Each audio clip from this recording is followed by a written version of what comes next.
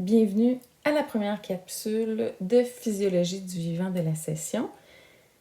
Ça porte sur la partie 1, l'eau et la vie. On a déjà vu les deux premières propriétés de l'eau. Il nous reste les deux dernières à voir. Alors, on va commencer par le fait que la glace flotte à la surface de l'eau liquide. On est à la page 51 dans votre livre.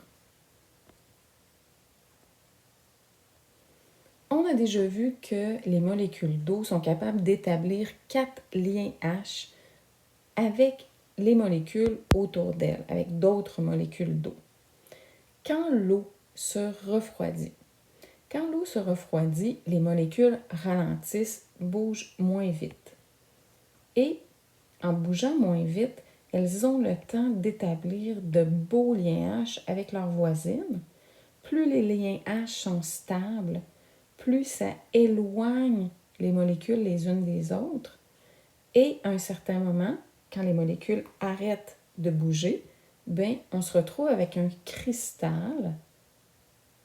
Donc, l'eau a à ce moment-là une masse volumique très faible, la plus faible.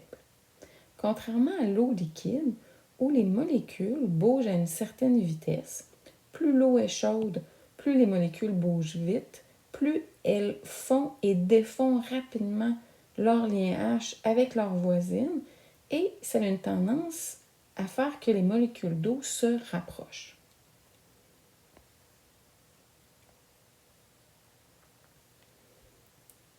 Vous pouvez donc transcrire ce qui est écrit ici. Vous pouvez peser sur pause ou écrire au fur et à mesure des explications. Alors, qu'est-ce qui arrive avec de l'eau qui est à 20 degrés Celsius? De l'eau à 20 degrés Celsius, les molécules bougent quand même beaucoup. Il y a du mouvement, on défait rapidement les liens H.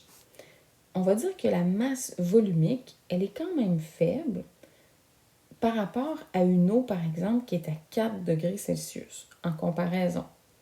Les molécules se déplacent, bougent rapidement, restent légèrement éloignées. Lorsque l'eau va se refroidir, elle va atteindre la masse volumique, sa masse volumique maximale à 4 degrés Celsius. À 4 degrés Celsius, il y a encore du mouvement, mais tellement peu que les molécules, c'est à ce moment-là qu'elles sont le plus près les unes des autres. Oui, elles font des liens H, elles les défont, mais elles sont quand même au ralenti. On dit qu'à 4 degrés Celsius, c'est le moment où l'eau est la plus lourde. Et un phénomène étrange se produit à 0 degrés Celsius.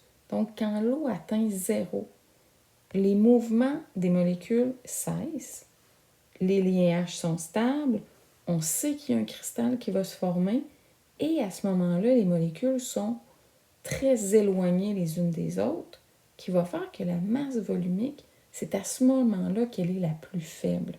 Et c'est ça qui permet à la glace de flotter sur l'eau liquide.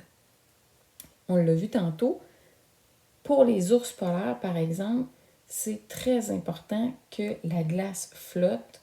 C'est leur technique de chasse sur la banquise.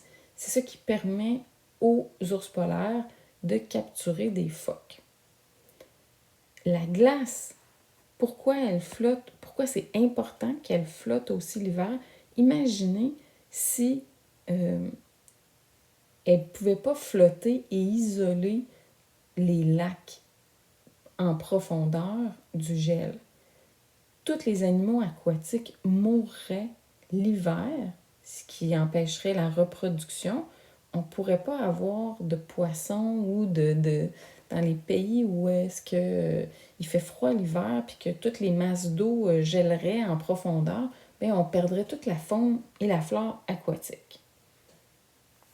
Alors à retenir, à 4 degrés Celsius, l'eau est la plus lourde et à 0, c'est le contraire, c'est léger et ça flotte à la surface des lacs.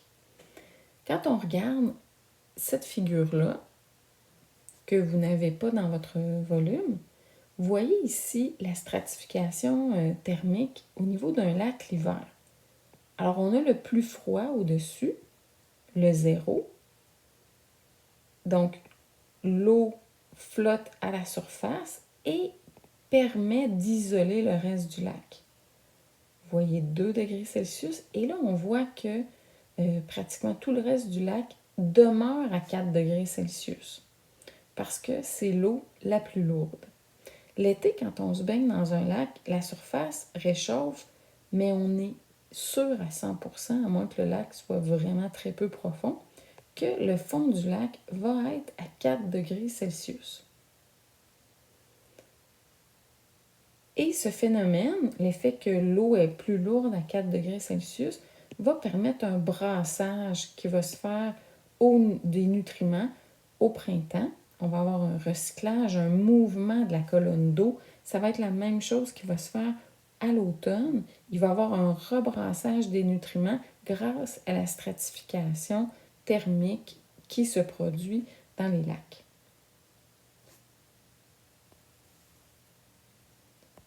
Je vous laisse consulter cette figure-là que vous avez dans votre volume et qui parle des changements au niveau des glaces qu'il y a depuis de nombreuses années. On perd vraiment une partie des glaces au niveau de l'Arctique.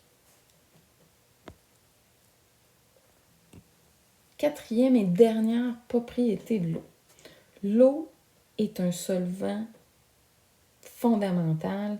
L'eau est capable de solubiliser pratiquement toutes les substances. On le voit ici, et ça c'est une figure importante. Il faut que vous sachiez qu'est-ce que ça fait quand on met du NaCl, quand on met du glucose dans l'eau.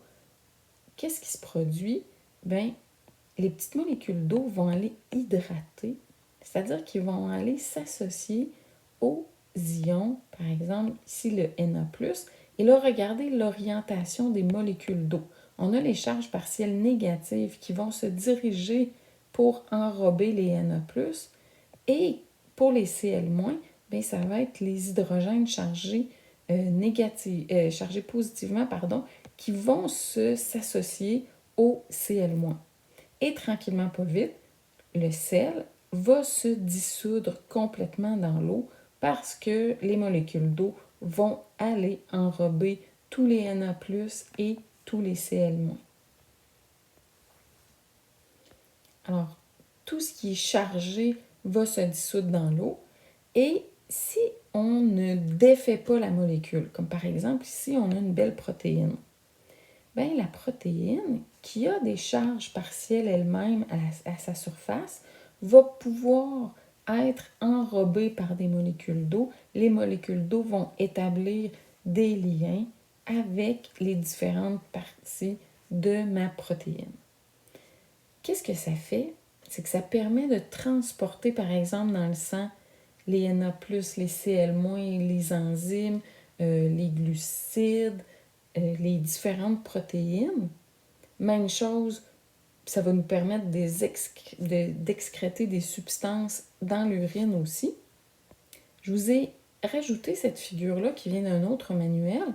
On voit, par exemple, ce qu'on appelle les électrolytes, qui sont bien enrobés par les molécules d'eau, donc qui peuvent être dissoutes. Et ces électrolytes-là peuvent être dissous par l'eau. Ça, c'est des molécules qu'on va qualifier d'hydrophiles. Même chose pour le glucose ici, qui va pouvoir être solubilisé dans l'eau. Qu'est-ce qui arrive par contre avec les molécules hydrophobes? Ce sont les seules substances qu'on n'est pas capable de dissoudre dans l'eau. Il va falloir les transporter différemment dans notre corps, les associer avec des protéines, par exemple, parce que les molécules hydrophobes, donc tout ce qui est lipide, n'aiment pas l'eau et va vouloir s'éloigner des molécules d'eau. On va le voir plus tard quand on va parler des membranes, des molécules qui sont amphipathiques, c'est-à-dire qui ont une portion hydrophile et une portion qui est hydrophobe. Entre autres, nos membranes sont faites avec des substances qui sont amphipathiques. Je vous ai mis cette figure-là pour vous montrer, bien sûr, il n'y a pas les molécules d'eau qui sont dessinées, Mais dans nos vaisseaux sanguins, le sang qui est plein d'eau permet le transport des acides gras sous une forme particulière, bien sûr, mais les glucides peuvent être dissous, les glucoses peuvent être dissous dans le sang, les protéines, les petits acides aminés. Alors, tout ça va être transporté dans le sang qui est composé en grande partie d'eau. Ici, c'était pour illustrer les fameuses molécules qui sont hydrophobes, comme l'huile, tout ce qui est lipide va fuir l'eau et va entre autres se mettre sous forme de gouttelettes pour éviter au maximum le contact avec l'eau. Ça termine nos propriétés de l'eau. Je voulais quand même faire un rappel pour le pH. À la page 56, vous allez trouver cette figure-là. Si pour vous, l'échelle de pH, c'est pas clair, alors vous rappelez que un pH de 7, c'est neutre. Un pH plus élevé, c'est plus basique. Et un pH plus petit, 2, 3, 4, on va parler d'un pH qui est acide. Et pour le plaisir, vous pouvez remarquer que le sang, les larmes ont un pH assez neutre. L'urine, un petit peu plus acide. Vous avez le suc gastrique de l'estomac qui est très acide, presque aussi acide que le vinaigre. Et vous avez des produits qui sont basiques ici, l'eau de javel, l'ammoniac. Et vous avez l'intestin grêle qui est légèrement basique.